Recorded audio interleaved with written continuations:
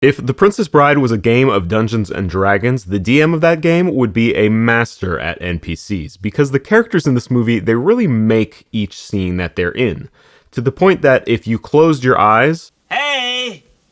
Hello in there! Hey! What's so important? They would still make that scene. Kind of relevant for us DMs that don't have million-dollar set pieces behind us.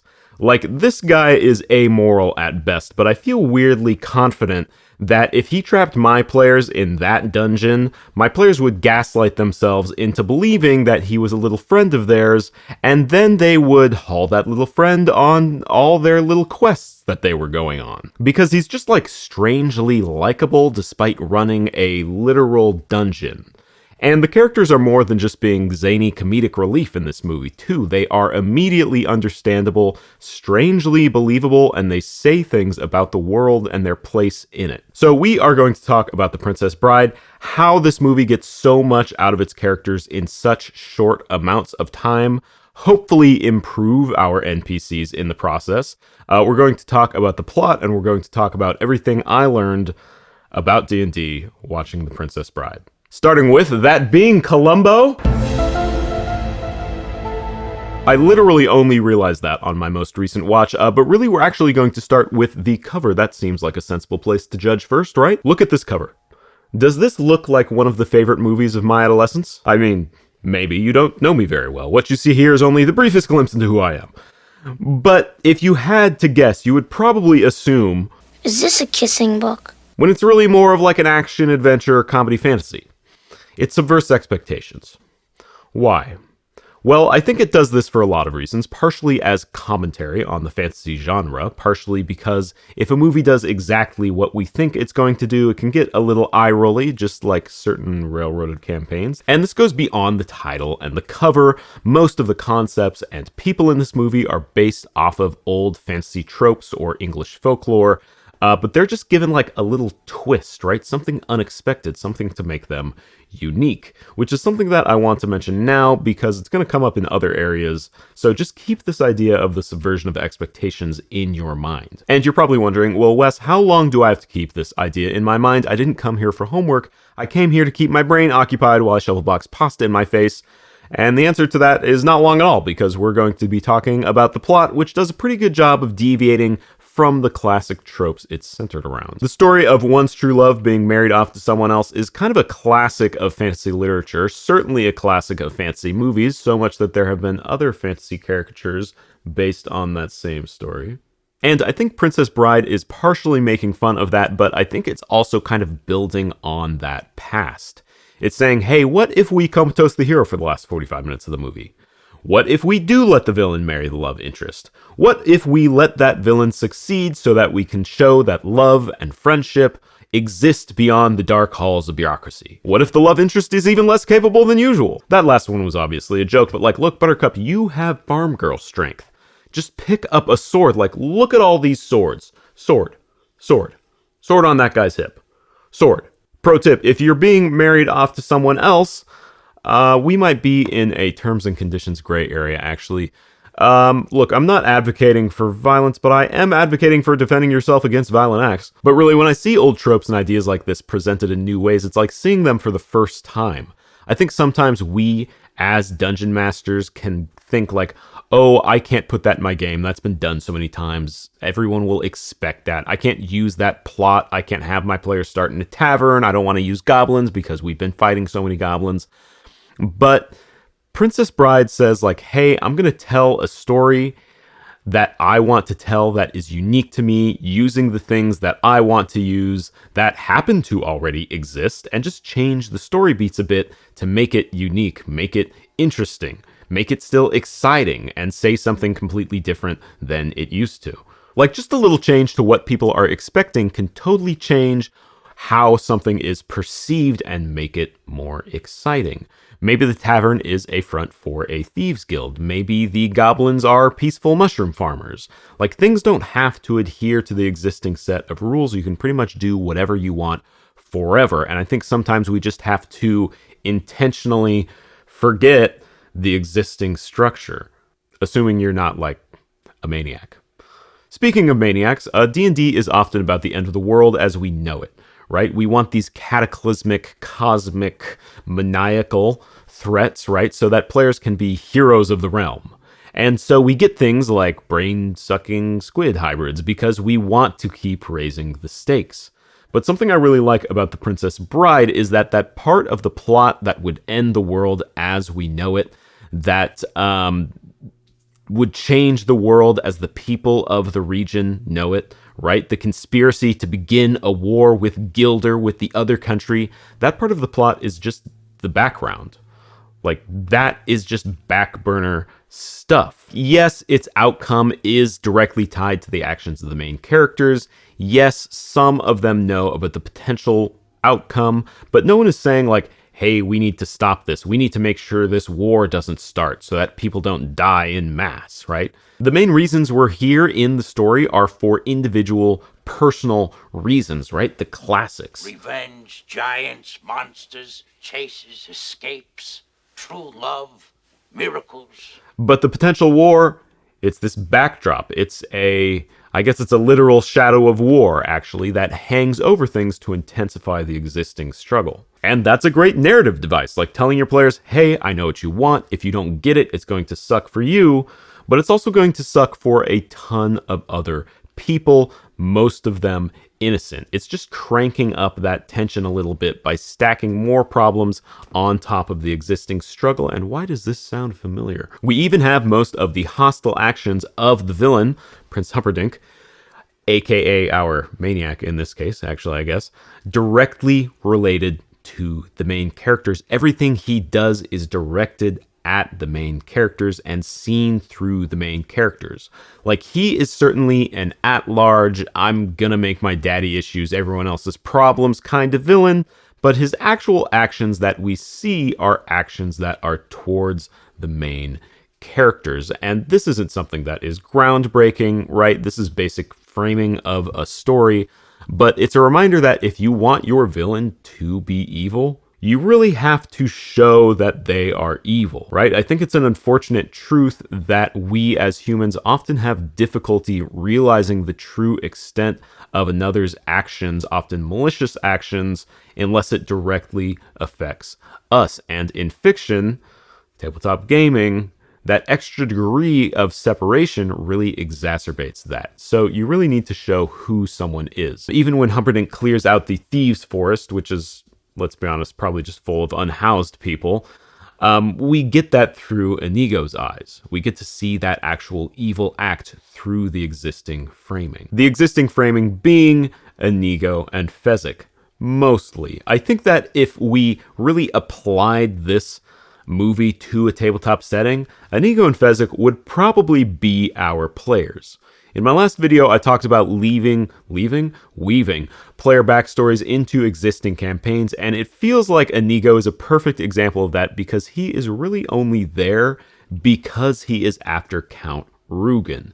It's like the Dungeon Master had this idea of his players helping someone find that person's true love, right? But then after learning that one player had a vendetta against a six-fingered man, that DM wrote that player's backstory into the main plot to make it personal and make it unique to them. But let's talk about what I really want to talk about here, which are the NPCs of this movie, right? Because they're just so good. They're just everything I want out of an NPC. They're realistic, but they're also interesting. They deliver that kind of obsession that players get where they want to adopt NPCs and, you know, maybe accidentally get them immolated by a dragon. Like, this guy has 3 lines of dialogue, and I feel like I know his whole life story for some reason. Like, his wiki page is longer than the number of lines he has, and his power is torture methods. What is going on in the villain's wiki? But this is the case with every single minor character. Like, they say a ton about themselves and the world, and so I'm wondering, why is that the case, and how do I do that?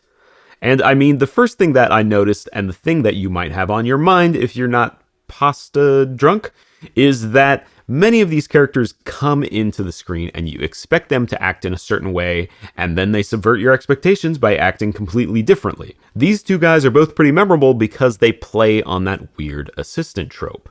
They're caricatures of existing character structure, and so I think there's some benefits to taking advantage of existing character foundations before building a completely different character house. I mentioned goblins being mushroom farmers earlier, and a goblin being a mushroom farmer is going to be way more interesting than the usual goblin fare, and I think that's because it takes our expectations and it just throws them out the window, right? With love. It's unique. It has more to say than what has already been said over and over. It takes these stock characters and says, hey, these are real people that live in the world, or in this case, a real goblin that lives on his farm. And I even feel like this helps with character expression. It's saying, hey, this is how I am different. You might kind of know me, but this is the actual me. That's the first thing I noticed about the side characters in this movie. And then the other thing I noticed is that in their first few lines, these characters immediately tell you who they are and where their priorities lie. Like, this is something that seems obvious, but I think dungeon masters, me very much included, often forget to express the information we have in our heads about characters to our players, right? Which is understandable. We have a lot going on sometimes. But this can leave players feeling like they had a bit of a bland interaction because they were told nothing about the character. The character wasn't expressed in any way. It kind of felt like they were talking to a cardboard cutout or something. And I feel like just defining who that character is, having that character give a hint of who they are, or having another person say who they are, really helps with that. And I'm not talking about having someone just say, oh, this is Inigo. I'm talking about having someone define that character. Like the first time we meet Wallace Shawn's character, Vicini, right? He immediately begins lying. Then he goes on to explain he has been hired to start a war. But not only has he been hired to start a war, he is in the business of starting war, which he refers to as a prestigious line of work. In this first 30 to 60 seconds, we learn so much about who this character is and what his intentions are, right? He is narcissistic, egotistical, ethically ambiguous, right? And he has a sort of ambition in him that lets him ignore any moral compass he might have. Everything we need to know about this character is made immediately clear, and I think sometimes we, as dungeon masters, as I said, kind of just need to get the information out sometimes. Hopefully in a natural way, though, which can be another difficult thing. In the case of Vicini, he is a narcissist, right? He gets to talk about himself. He gets to inform us. But in the case of Inigo and Fezzik, who are also in this scene, they are really just kind of reacting to what Vicini is saying. Fezzik is saying, I didn't want to hurt anyone, even though he was hired to start a war. He's just kind of reacting and showing us his reservations about the current dilemma. And I think that's part of it, is giving them an opinion on the current situation, showing that they have opinions on or about the world, and allowing a little bit of who they are to unfold in initial meetings. Even if it's someone else saying it, like in the case of Inigo, he's not the one that's saying, I'm here because I have a drinking problem and needed money, right? It's Vicini who says that. But someone needs to say it. If Vicini wasn't in this scene, I would think it would still need to be said somehow, because it shows us something is on his conscience. It shows that he has some sort of trauma in him and that he has some sort of goal that he's trying to achieve. That said, it's not always dialogue. The first time we meet Yellen, Humperdinck's chief enforcer, there's like this mini running gag where he is continually getting things wrong. He's standing awkwardly by the door, and Humperdinck has to wave him over. He's putting his arm on Humperdinck's chair when he shouldn't. Then when he's given a task, he's not even sure if he can complete that task. It's just the way he's acting that tells us he's probably not very reliable, right? Which is important for later when he gives up the gate key without a fight. Then the last thing I noticed about these characters in this movie is that they have their own priorities. They have their own lives. They are, in a sense, their own main character. They act in such a way that their stories are just kind of bumping into the main character's stories, the story that we're watching, right? They have goals outside of the hero's goals that they are attempting to succeed at. We meet a character in this movie and they immediately subvert our expectations, build themselves as a unique character outside the existing stock characters of fantasy. Then they tell us who they are as a person, not just their name, right? But also like their defining characteristics. They express that in some way. They tell us what they want, and then they act as though they are the main character and that they have a goal they are trying to achieve. And I think that's part of what makes them so memorable, right? Along with their general silliness. I think characters that are just a bit silly are often like more believable because in general, like people are just a bit silly. But you're probably wondering, Wes, why haven't you mentioned Miracle Max yet? You're talking about these great side characters and you haven't even mentioned the best one. And that's because we're going to go through his scene to illustrate my previous points, and also build on some new points. Miracle Max is just a beautiful, ridiculous NPC that I think anyone would love to have in their game because he's like ridiculous, but also believable, but also, you know, does those other things I've been mentioning where he builds off existing stock characters. And when we start his scene, he opens the door annoyed and he's like, what? Like, what do you want? And we learn that he wants to be left alone, right? This is an immediate kind of view into what goal he has. And then in the second line, we learn that The king's thinking son fired me. Prince Humperdinck fired him. And then in the following lines, we learn that And thank you so much for bringing up such a painful subject. While you're at it, why don't you give me a nice paper cut and pour lemon juice on it? We're closed. this has damaged his own self-confidence in a way, right? He's not very confident in his abilities anymore. Like 20 seconds in this movie teaches us all of this through very concise dialogue, like very intentional dialogue. Who is he?